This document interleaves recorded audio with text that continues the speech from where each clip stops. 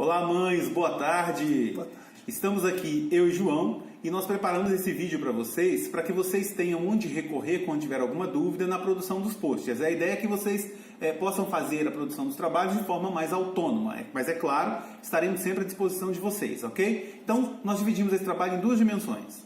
A primeira dimensão vai tratar da interação de vocês com os clientes, e a segunda, da elaboração dos posts propriamente dita. Questões como cores, contrastes, fontes. Então vamos começar? Então a primeira dimensão que nós vamos tratar agora é a questão da abordagem. O que nós vamos vender? Que produto nós, enquanto Eva, vocês, mães do Eva, têm a oferecer? Primeira coisa é a gente saber quais são as vantagens que nós podemos oferecer para um cliente que contratar esse serviço.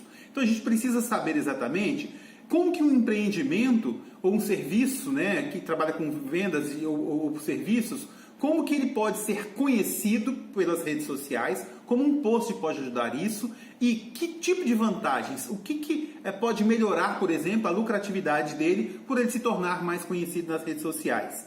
Então, as redes sociais, ela oferece uma grande vantagem. Primeiro, pela visibilidade nas redes sociais, rapidamente as pessoas têm acesso, as informações circulam com muita rapidez.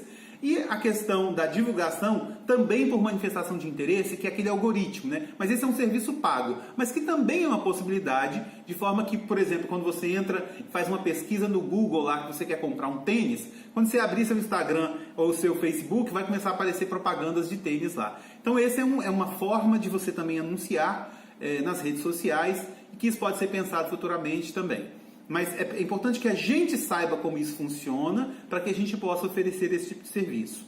Então, a outra questão é mostrar para o cliente qual é o diferencial em relação a ele estar contratando uma mãe do Projeto Eva, O que é o Projeto Eva? O que ele propõe a fazer e como que este trabalho que a gente está fazendo, ele é interessante socialmente. Este é um argumento também que deve aparecer nas conversas com os nossos clientes, ok?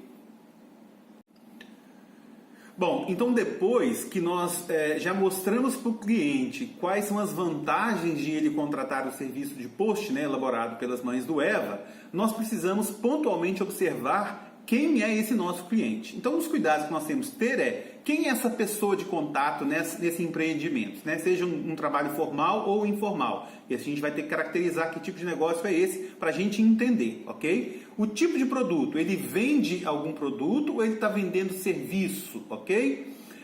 Quais são os produtos ou quais são os serviços que este cliente tem a oferecer? Ele trabalha com algum tipo de promoção neste momento, ele quer um post onde ele vai divulgar alguma coisa promocional, algum combo, um pacote de serviços ou de produtos, Como que o cliente pode conhecer os produtos, o cliente final, o consumidor, como que ele pode conhecer o que o nosso cliente, contratante do Eva, tem a oferecer enquanto produtos, enquanto serviços? Isso vai estar disponível na internet, isso vai estar disponível nas redes sociais, ele tem internet, ele tem redes sociais, A gente precisa identificar isso.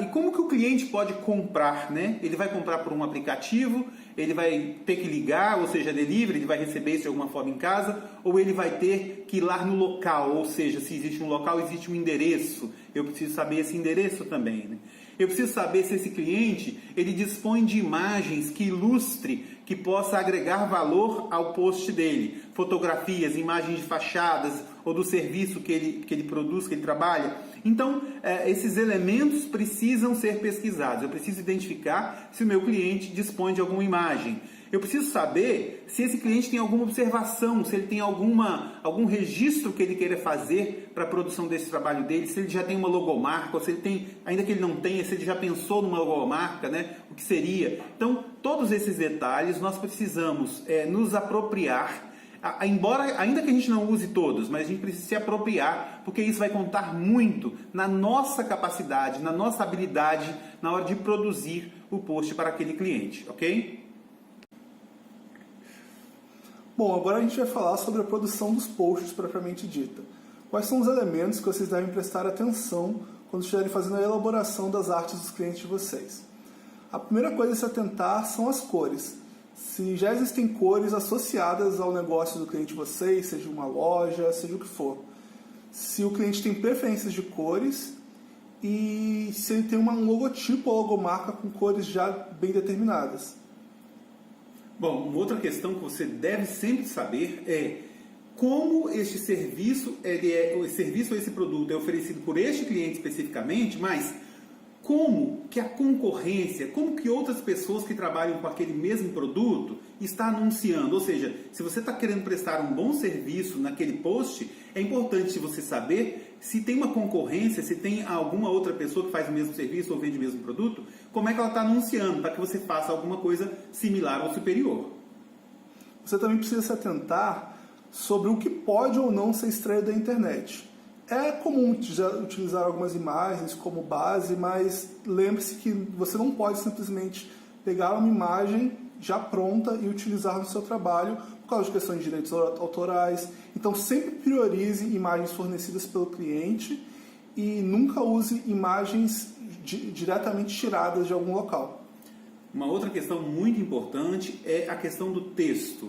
O texto não pode ter erros, né? Erros de escrita são imperdoáveis no material de publicidade. Então, tem que ter sempre uma boa conferência sobre o texto que está escrito, verificar se as informações estão claras, não pode ter lá um número de telefone errado, não pode ter um endereço errado, ok? Então, é preciso ter isso muito claramente e sempre muita conferência. Você faz, você confere, mas uma outra pessoa também tem que participar da conferência, ok? E neste caso, como nós estamos trabalhando como equipe, nós vamos estar sempre disponível também para ajudar, colaborar nesse sentido de revisão. Outro ponto muito importante por questão de praticidade e eficiência para vocês mesmos é que vocês sempre tenham salvos em alguma pasta as imagens que serão mais utilizadas na maioria dos trabalhos de vocês, como o logo das redes sociais, como Instagram, Facebook, WhatsApp, ou até mesmo bandeiras de cartão de banco, PicPay, formas de pagamento, exatamente. Se vocês tiverem essas imagens às mãos, isso vai facilitar tremendamente o trabalho de vocês. Agora falando sobre a diagramação dos posts. O que é importante observar? Uma das coisas que vocês sempre tem que tomar cuidado é que a questão de contraste.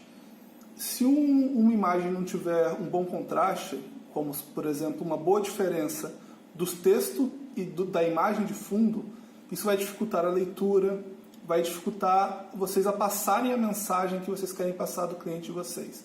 Então é sempre bom prestar muita atenção se as cores estão diferentes o suficiente, embora elas precisem combinar, para que os elementos se destaquem individualmente. Outra coisa importante que é preciso ser observado é sobre a escolha das fontes. As fontes elas podem ter diversos formatos, desde as mais simples até as mais desenhadas e detalhadas.